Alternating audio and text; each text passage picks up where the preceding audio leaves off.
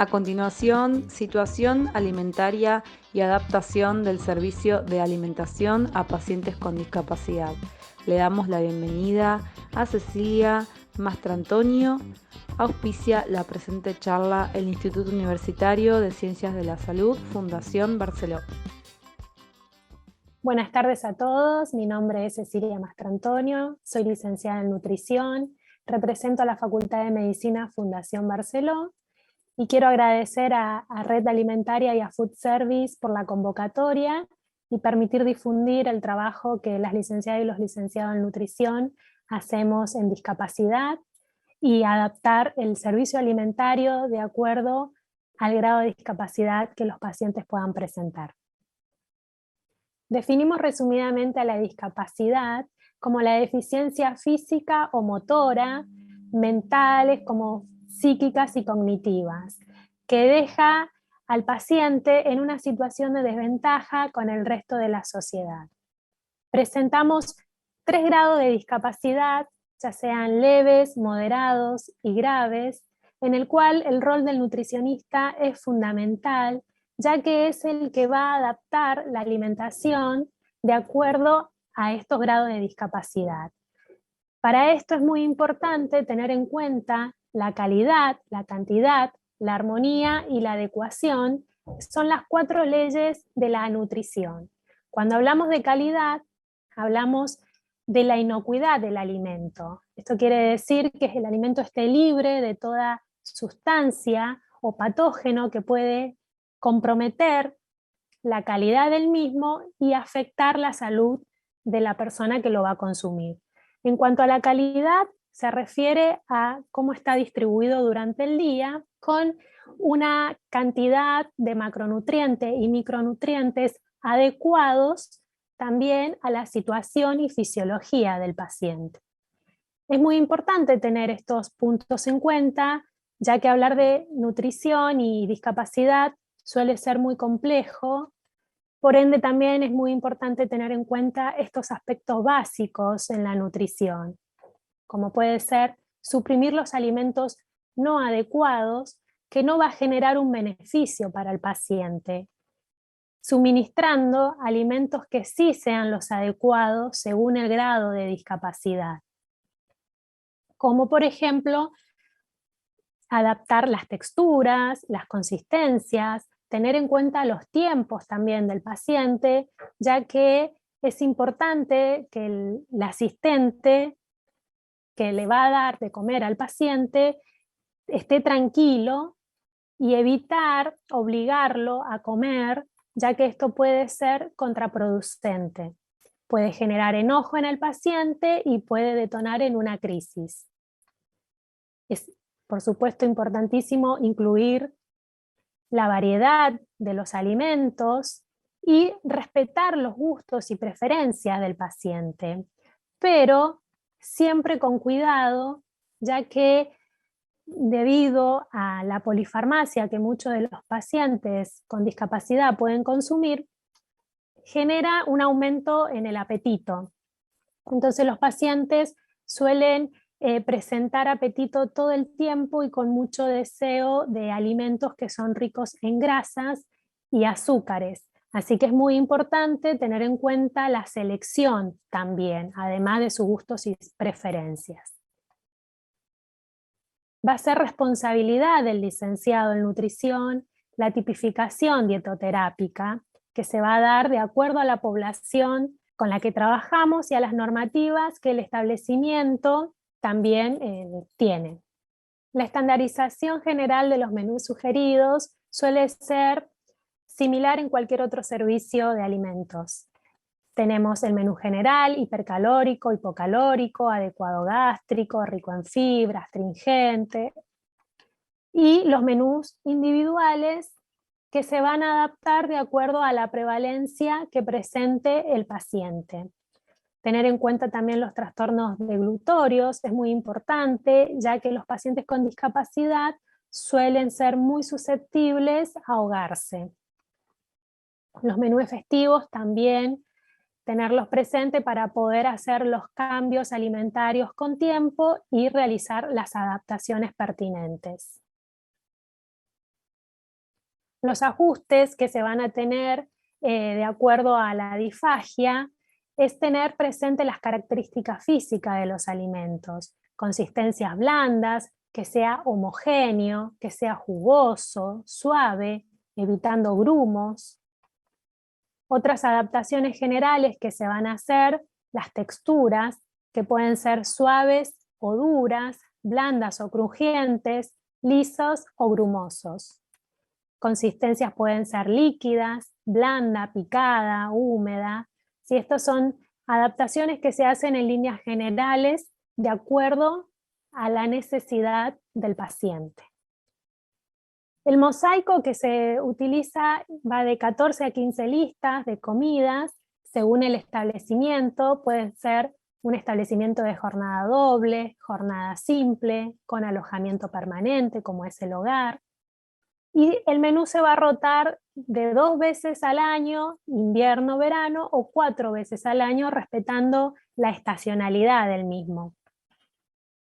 ¿Y cómo determinamos el requerimiento nutricional? Bueno, en establecimientos que tienen una permanencia completa, el valor calórico total que debe cumplir va a ser del 100%, con 4 comidas diarias, más colaciones, y establecimientos con jornada parcial, como un centro de día, debe cumplir el 75% al 100% del valor calórico total, cubriendo el calcio del 90 al 100%. Y establecimientos educativos debe cumplir el valor calórico total del 50%, con una comida diaria y una colación opcional del 20 al 25%.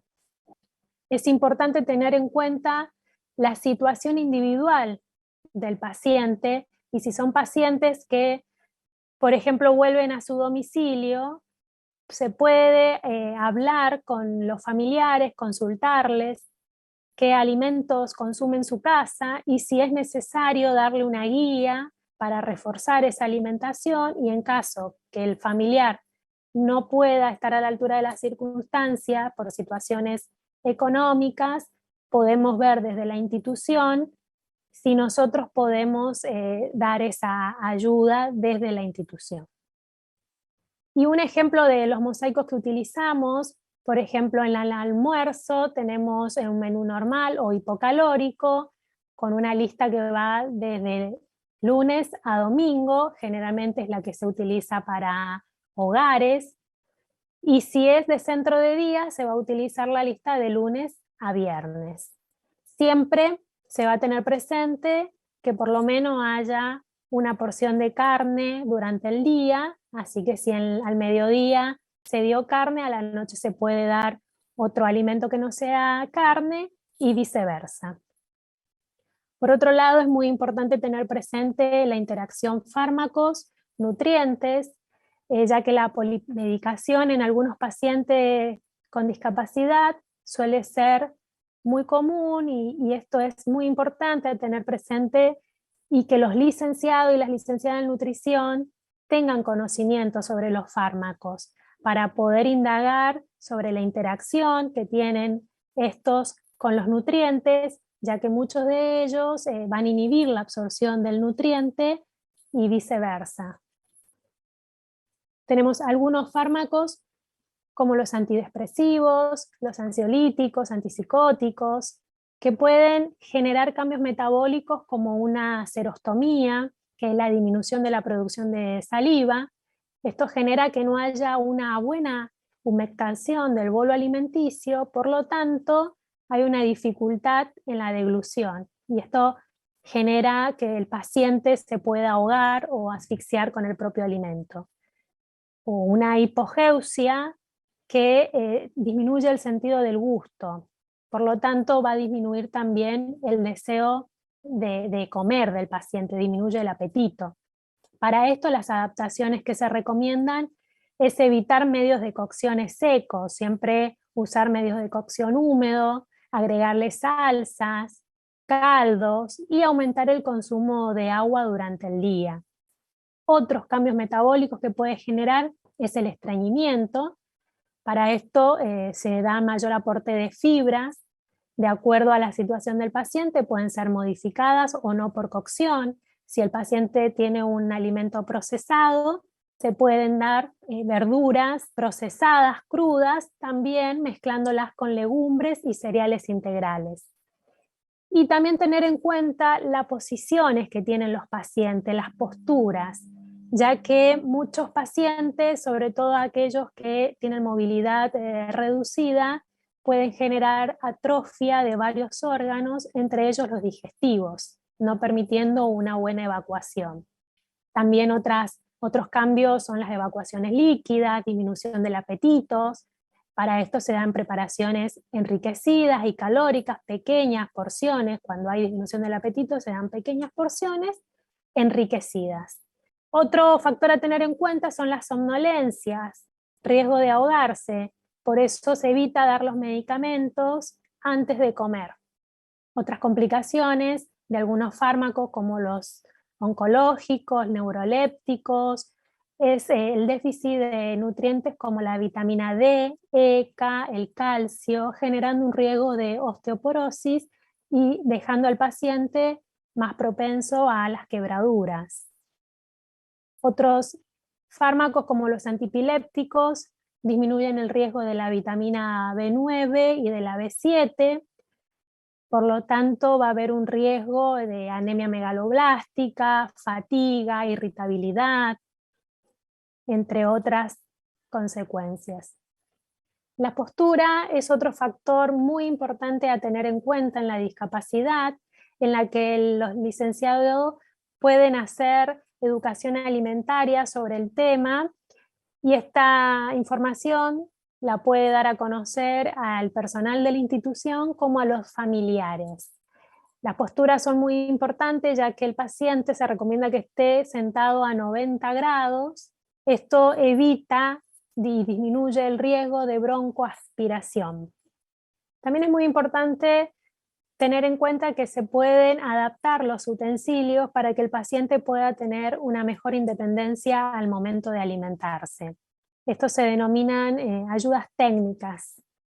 Y es muy importante el espacio físico en donde se va a alimentar el paciente, que sea de uso exclusivo comedor, que sea un ambiente agradable, evitar elementos que puedan generar distracción en el paciente, como mirar televisión, discusiones, gritos, que puedan hacer que el paciente se angustie o se ahogue o se distraiga y se le vaya el deseo por comer. Por lo menos el paciente debe tener 30 minutos mínimos para alimentarse. Esto va a fomentar también la interacción, la comensalidad entre las personas y, como les decía recién, promover la independencia con el uso de elementos de apoyos en los momentos de alimentarse.